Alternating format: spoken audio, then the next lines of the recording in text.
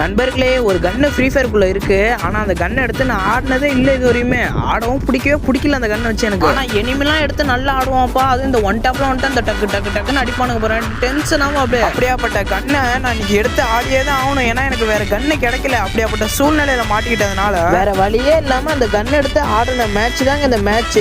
எடுத்த உடனே சாம்சங்க பார்த்துட்டு என்னடா சாம்சங் எப்படி சொல்றேன்னு பாத்துறாதீங்க. இப்ப பாருங்க, இப்ப செத்துருவேன் நான். இப்ப 2 பைப்ல அடிச்சிருவேன். ஆனா இன்னொரு பைப்ல சைட்ல இருந்து நம்மள போட்டு விட்டுருவான். அவன் நம்மள சாவடிச்சதுக்கு அப்புறமா இதே இடத்துல இறங்கி அதே கன் எடுத்து அவனே போடணும் அப்படின்னு நினைச்சுக்கிட்டு திருப்பி வந்துட்டாங்க. வந்தா ரெண்டுமே லாங்குவேஜா இருக்கு. அட கடவுளே, இந்த ஊட்ட ஃபுல்லா சுத்தி பார்த்துட்டேன். ஷார்ட் ரேஞ்சே கிடைக்கல. இப்ப நான் சொன்னல ஃபர்ஸ்ட்ல இருந்து ஒரு கன்னு, அந்த கன்னு தான் இப்ப எனக்கு கிடைச்சிருக்கே ஷார்ட் ரேஞ்சா. இந்த கன்னு எனக்கு சுத்தமா பிடிக்காது. உங்கள யாருக்கு இந்த கன்னை பிடிக்காது என்னன்னு கமெண்ட் பாக்ஸ்ல சொல்லிட்டு போயிருங்க. இந்த கன்னோட பேர் கூட என்னன்னு எனக்கு தெரியாது. அதான் இந்த கன்னு சொல்லிட்டு கிடக்குறேன். ஆனா இந்த மேட்ச் என்னன்னு தெரியல. இந்த கன்னு எனக்கு கொஞ்சம் பக்காவா ஆன மாதிரி ஒரு ஃபீல் கிடைச்சது. ஒரு 3 பேர்த்த தான் இந்த கன்ல அடிச்சிருப்பேன். ஆனா 3 பேர்த்த அடிச்சதே எனக்கு ஒரு மாதிரி இந்த கன்ல ஃபீலா இருந்தது. போங்க, மறக்காம சப்ஸ்கிரைப் பண்ணிக்கங்க.